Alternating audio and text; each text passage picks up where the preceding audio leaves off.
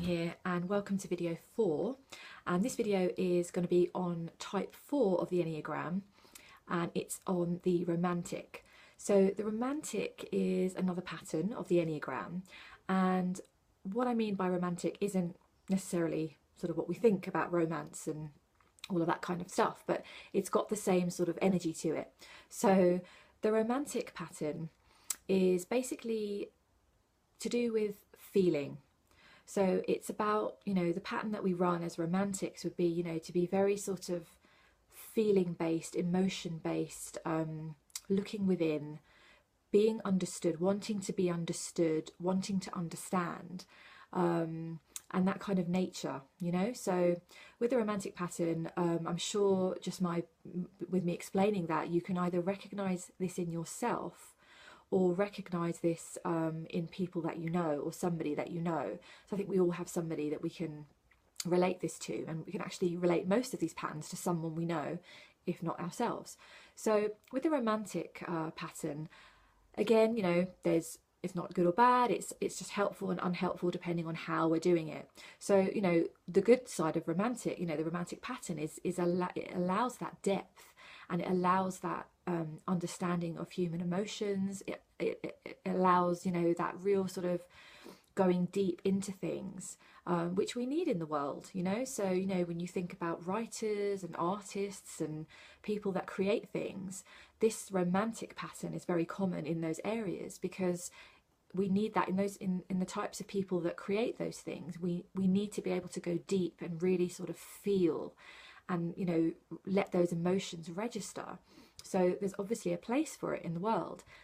The unhelpful side to that can be sometimes that if we're people that we really feel everything so deeply, that can be quite challenging, because, there are times and places for emotions to come up.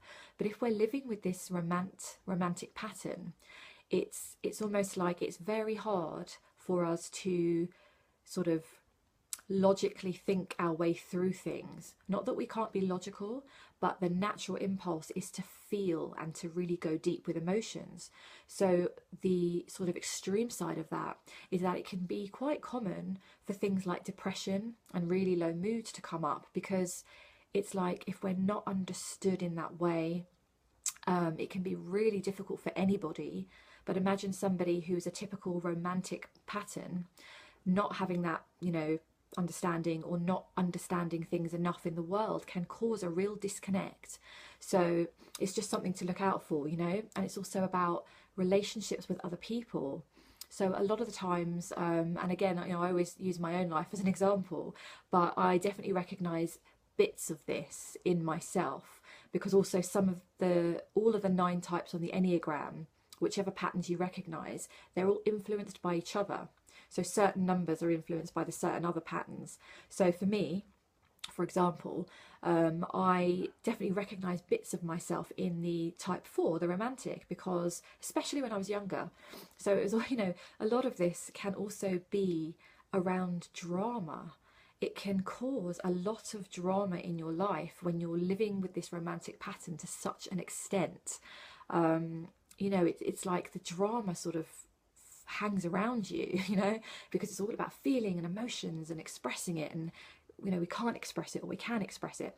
So the romantic pattern is just, it's just about understanding that we have this pattern, being a little bit sensitive and understanding to yourself if you notice this in yourself, because sometimes it's not easy to feel emotions to that extent, and there's a lot to be said about positive, keeping your mind positive, but insofar as, we don't want to cut off and ignore our real emotions. So it's getting that fine balance between being able to use your head, but also feel stuff, but express it in a really healthy way, so it doesn't, switch back internally, and you're actually able to express it and deal with it.